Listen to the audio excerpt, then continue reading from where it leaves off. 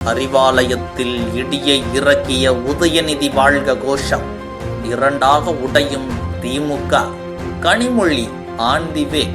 பாரத நாட்டின் 18வது மக்களவை தேர்தலுக்கு பின் 3வது முறையாக திரு நரேந்திர மோடியே நாட்டின் பிரதமராக மீண்டும் பதவியேற்றார். சமீபத்தில் நடந்த இந்த நிகழ்வில் நாட்டின் அனைத்து மாநில மக்களவை உறுப்பினர்களும் பதவியேற்றுக் கொண்டனர். அப்போது தமிழக எம்பிகள் சிலர் முதல்வர் ஸ்டாலினுக்கு மனம் குளிர வைப்பதற்காக கருணாநிதி வாழ்க, திராவிடம் வாழ்க, தளபதி வாழ்க, தமிழ் வாழ்க, உதயநிதி வாழ்க என கோஷமிட்டனர். திமுகவின் தலைமைக்கு ஷாக் கொடுக்கும் விதமாக ஆரணி எம்பி தரணிவேந்தன், திமுக எம்பி மலையரசனும் பொதுப்பணித்துறை அமைச்சர் ஏவாவேலு வாழ்க என முழக்கமிட்டனர். இது ஒரு புறம் இருக்க, கனிமொழி, தமிழச்சி தங்கப்பாண்டியன் போன்றோர் தமிழ் வாழ்க என கூறி உதயநிதியின் பெயரை தவிர்த்தார்கள். சிலர் அரசியலமைப்பு சட்ட புத்தகத்தை கையில் ஏந்தியபடி பதவியேற்றுக் கொண்டனர். கிருஷ்ணகிரி தொகுதி காங்கிரஸ் எம்பி கோபிநாத் தெலுங்கு மொழியில் பதவியேற்றார்.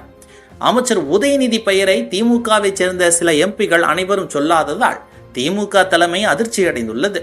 மூத்த எம்பி தயாநிதி தவிர வேற எந்த மூத்த திமுக எம்பிகளும் உதயநிதியின் பெயரை தவிர்த்தார்கள். மேலும் கனிமொழி அவர்கள் தலைமையில் ஒன்று திரண்டது பெரும் சலசலப்பை ஏற்படுத்தி உள்ளது. தயாநிதி மாறனுக்கும் கனிமொழி அவர்களுக்கும் ஏற்கனவே பனிப்போர் நிலவி வருகிறது. மேலும் இந்த முறை நாடாளுமன்ற குழு தலைவர் பதவியை தயாநிதி மாறனும் எதிர்பார்த்துள்ளார். ஆனால் எம்பி கனிமொழிக்கு திமுகவின் நாடாளுமன்ற குழு தலைவர் பொறுப்பு வழங்கப்பட்டுள்ளது. இது மேலும் தயாநிதியை கடுப்பேற்றி உள்ளது. கனிமொழிக்கோ தமிழகத்தில் அரசியல் செய்வதுதான் அவரின் ஆசை. ஆனால் தமிழக அரசியலும் கட்சியும் உதயநிதிக்குத்தான் என்பதை திட்டவட்டமாக சொல்லியுள்ளார் ஸ்டாலின்.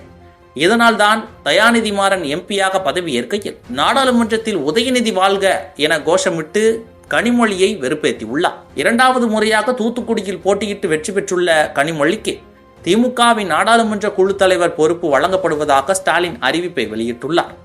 சாதாரண ஒரு கூடுதல் பொறுப்பு, பதவி உயர்வு என்று இதை கடந்து சென்று விடவே முடியாது. இதற்கு பின்னணியில் பெரிய அதிகார அரசியலே இருக்கிறது. இந்த நிலையில் உதயநிதி ஸ்டாலின் தான் திமுகவின் எதிர்காலம் என்று உறுதியாகிவிட்டது. அப்படி இருக்கையில் நாளை உதயநிதிக்கு இது போன்ற சிக்கல் வரக்கூடாது என்பதில் ஸ்டாலின் தெளிவாக உள்ளார். அந்த வகையில் உதயநிதி ஸ்டாலினின் தலைமைக்கு எம்பி கனிமொழி ஒரு அச்சுறுத்தலாகவே இருக்கிறார் என்பது அனைத்து திமுகவினருக்கும் தெரிந்த ஒன்றுதான். கருணாநிதியின் வாரிசு, கட்சியில் உதயநிதியை விட சீனியர், படித்தவர், எழுத்தார்வம் மிக்கவர், கட்சியில் உள்ள மற்ற சீனியர்களை அரவணைக்கும் தன்மை கொண்டவர், ஆவேசமடையாமல் செய்தியாளர்களின் கேள்விகளை எதிர்கொள்பவர் என திமுகவினர் மத்தியில் ஸ்டாலினுக்கு அடுத்தபடியான இமேஜ் வைத்திருப்பவர் கனிமொழி. ஏற்கனவே இளைஞரணிக்கும் மகளிர் அணிக்கும் அவ்வப்போது புகைச்சல் ஏற்படுவதாக செய்திகள் வருவதுண்டு. கட்சியிலும் சில சீனியர்கள் கனிமொழியின் தீவிர ஆதரவாளர்கள். அதனால் ஒருவேளை நாளை உதயநிதி ஸ்டாலின் மீது அதிருப்தி ஏற்பட்டால் திமுகவினர் கனிமொழியின் பின் அணிதிரள வாய்ப்பு இருக்கிறது. இதை நிரூபிக்கும் வகையில் திமுகவின் 23 எம்பிகளில் 10 எம்பிகள் மட்டுமே உதயநிதி வாழ்க என கோஷம் போட்டுள்ளார்கள். மீதம் 13 பேர் உதயநிதியின் பெயரை உச்சரிக்கவே இல்லை. இது ஸ்டாலின் காதில் பெரும் இடியை இறக்கியுள்ளது. எப்போதும் இல்லாமல் கருணாநிதி, ஸ்டாலின், உதயநிதி என சொல்லி வரும் திமுகவினர் தற்போது புதிதாக கோபாலபுரத்து குடும்பத்தைச் சேராத பொதுப்பணித்துறை அமைச்சர் ஏவாவேலு வாழ்க என நாடாளுமன்றத்தில் கோஷமிட்ட 2 எம்பிகளால் அறிவாலயம் அதிர்ந்துள்ளது. இவ்வாறு ஒவ்வொருவரும் கொடிதூக்க ஆரம்பித்து விட்டால் நம் நிலைமை என்னாகும் என கோபாலபுரம் ஆலோசனையை தொடங்கி உள்ளதாம். இதனை தனக்கு சாதகமாக பயன்படுத்த கனிமொழி தயாராகி விட்டாராம். இதற்கு சபரீசனும் கனிமொழியுடன் கைகோர்க்க உள்ளாராம். இதுவரை பனிப்போராக இருந்த உதயநிதி சபரீசனின் மோதல் பதவி மோதலாக உருவெடுத்துள்ளது.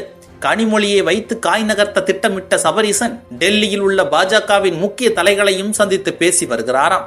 திமுகவின் அடுத்த பொறுப்புக்கு கனிமொழிக்கு ஆதரவாக சபரீசன் காய்களை நகர்த்த தொடங்கியுள்ள செய்தி கேட்டு முதல்வர் ஸ்டாலின் மற்றும் துர்கா ஸ்டாலினுக்கு பெரும் அதிர்ச்சியை ஏற்படுத்தி உள்ளது. இதனால் உதயநிதியையும் சபரீசனையும் சேர்த்து வைக்கும் முயற்சியில் முதல்வர் வட்டாரம் இறங்கி உள்ளதாம்.